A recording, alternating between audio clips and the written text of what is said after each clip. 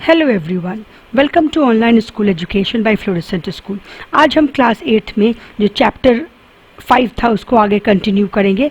आज का हमारा टॉपिक है नेचुरल गैस। ठीक है, तो चलिए आइए देखते हैं नेचुरल गैस क्या है। नेचुरल गैस जो है वो एक तरह का फॉसिल फ्यूल है जो कोल और पेट्रोल की तरह ही होता है। ये क्या होता है, ये गैस कैसा है, कलरलेस है, ओडरलेस है। कलरलेस का मतलब इसमें कोई कलर नहीं होता है, ओडरलेस का मतलब इसमें कोई स्मेल भी नहीं होता है। ये अपने प्योर फॉर्म में कलरलेस और ओडरलेस है। ये बहुत सारे गैसेस का मिक्सचर है, ठीक है, जिसमें मीथेन गैस सबसे इंपॉर्टेंट होता है। मीथेन का फॉर्मूला पता है आप लोग को, CH4 मीथेन का फॉर्मूला होता है। इसमें मीथेन के अलावा और जो गैसेस होते हैं वो होते हैं इथेन, ब्यूटेन, प्रोपेन और थोड़ा अमाउंट नाइट्रोजन और कार्बन डाइऑक्साइड का भी होता है। थोड़ा सल्फर डाइऑक्साइड, हाइड्रोजन सल्फाइड भी होता है और इम्प्योरिटीज़ के फॉर्म में वाटर भी बहुत ट्रेस अमाउंट में इसमें प्रेजेंट होते हैं।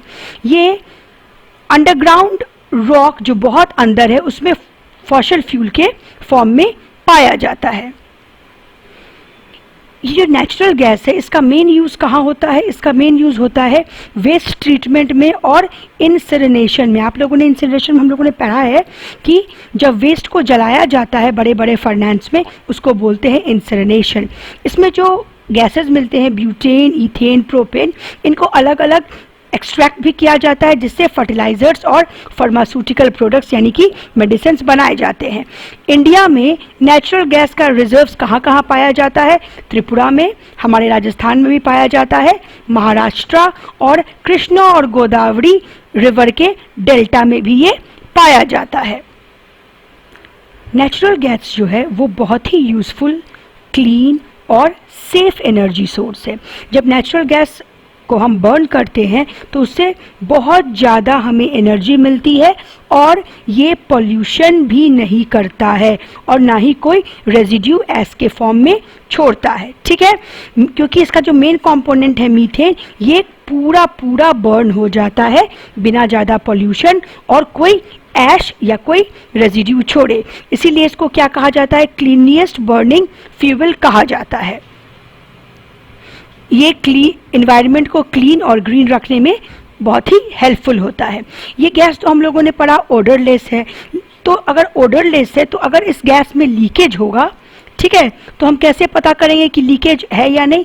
इसीलिए इस गैस में टर्शियरी ब्यूटाइल मरकेप्टेन नाम का एक केमिकल, एक गैस ऐड कर दिया जाता है जिसका स्मेल कैसा होता है, रॉटन एग की तरह होता है। ये सेफ्टी मेजर के लिए ऐड किया जाता है और इसका स्मेल इतना ज़्यादा होता है कि हल्का सा भी अगर लीकेज होगा नेचुरल गैस का, गैस प्लांट से या हमारे LPG सिलेंडर से, तो टर्शियरी ब्यूटाइल मरकेप्टेन के चलते हमें ये बहुत जल्दी लीकेज का पता चल जाता है। आइए अब हम लोग देखते हैं uses of natural gas. Natural gas का सबसे इम्पॉर्टेंट यूज़ क्या है कुकिंग में? जो LPG गैस हम लोग यूज़ करते हैं वो क्या है, वो नेचुरल गैस है। इसके अलावा इसका use fabric, glass, steel, plastic, paint के मैन्युफैक्चर में भी किया जाता है। हीटिंग और कूलिंग सिस्टम जो होता है उसमें भी नेचुरल गैसेस का यूज़ होता है। क्लोथ ड्रायर्स में भी नेचुरल गैस का यूज़ होता है। इलेक्ट्रिसिटी जनरेशन में गैस टर्बाइंस को घुमा के, स्टीम टर्बाइंस को घुमा के भी नेचुरल गैस से इलेक्ट्रिसिटी प्रोड्यूस की जाती है। अब आ जाते हैं हम LPG पे। LPG का फुल फॉर्म बहुत ज़रूरी है, लिक्विफाइड पेट्रोलियम गैस। ठीक है, जब हम लोग पेट्रोलियम गैस को बहुत ज़्यादा प्रेशर के अंदर उस गैस को जब हम लोग बहुत ज़्यादा प्रेशर के अंदर किसी चीज़ में फिल करते हैं तो वो गैस क्या हो जाता है, ज़्यादा प्रेशर के चलते अपने लिक्विड फॉर्म में कन्वर्ट हो जाता है। गैस पे अगर बहुत हाई प्रेशर लगाएंगे, बहुत हाई प्रेशर लगाएंगे तो क्या होता है, गैस लिक्विड में कन्वर्ट हो जाता है। वही होता है लिक्विडिफाइड पेट्रोलियम गैस LPG, जो हम लोग इंडस्ट्री और डोमेस्टिक यूज़ के लिए हर घर में LPG आजकल यूज़ होता है।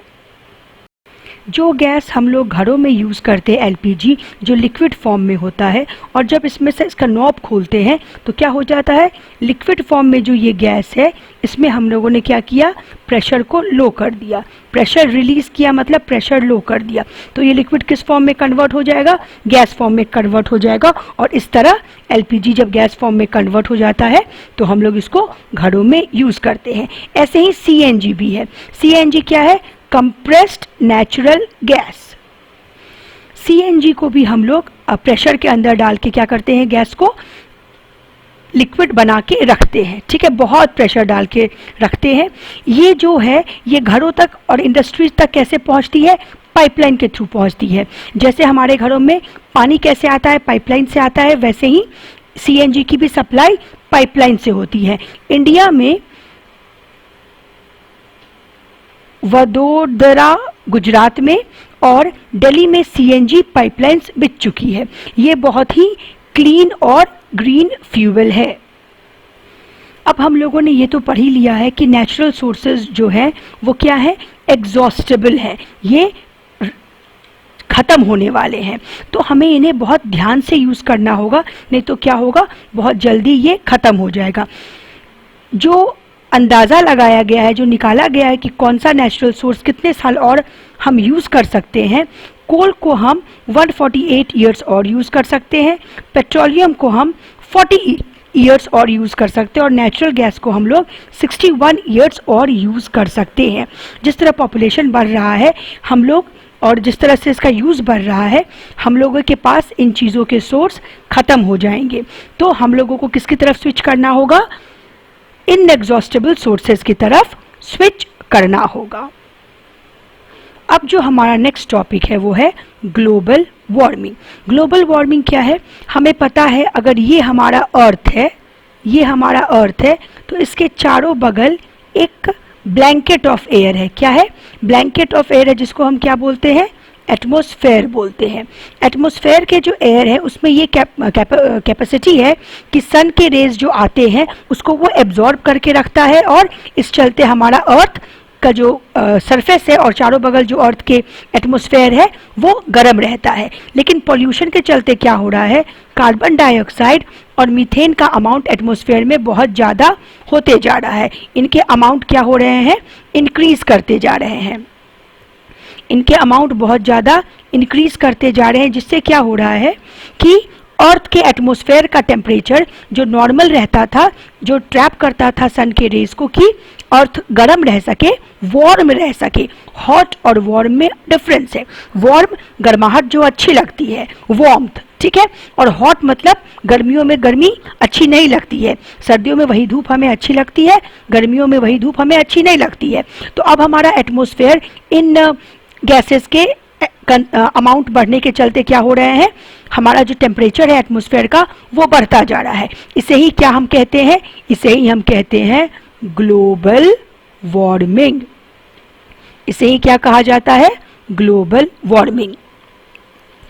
ग्लोबल वार्मिंग का साइड इफेक्ट्स क्या है कि ये जो ग्लोबल वार्मिंग है इसके चलते क्या हो रहा है, पोलर आइस जो है वो मेल्ट कर रहे हैं, सी का लेवल जो है वो बढ़ रहा है, और सी के आसपास के जो लैंड है वो समुद्र में समाये जा रहे हैं। अब बात आती है कि कोल और पेट्रोल, हम लोगों ने इस चैप्टर में पढ़ा है, तो कोल और पेट्रोल के का जो एक ऑर्गेनाइजेशन है जिसका नाम है petroleum conservation research association, PCRA, उसने ये भी आपको पीसीआरए का भी आपको फुल फॉर्म जानना चाहिए। जैसे एलपीजी सीएनजी का फुल फॉर्म है वैसे ही पीसीआरए का भी फुल फॉर्म आपके लिए जानना ज़रूरी है, एग्जाम्स में भी आ सकता है। इसने बहुत सारे गाइडलाइंस बनाए हैं जो कि मीडिया को भी कहा गया है कि पीपल को अवेयर करो कि वो लोग इन फॉसिल फ्यूल्स को बहुत ढंग से यूज़ करें, बर्बाद ना करें। पीसीआर ने क्या क्या कहा है, पीसीआर ने ये कहा है कि जब ट्रैफिक जंक्शन पे, जब ट्रैफिक पे रेड लाइट हो तो हमें अपने इंजन का स्विच ऑफ कर देना चाहिए। उसने ये भी कहा है कि व्हीकल जब चलाए तो उसको मॉडरेट स्पीड पे चलाना चाहिए। हमेशा ये श्योर करना चाहिए कि टायर में प्रेशर करेक्ट है, प्रेशर सही है। आगे के टायर और पीछे के टायर का प्रेशर अलग अलग होता है, आपको पता होगा। फिर व्हीकल का रेगुलर चेकअप बहुत ज़रूरी है, जिससे कि उसमें से पोल्यूशन पैदा करने वाले गैस भी कम निकले।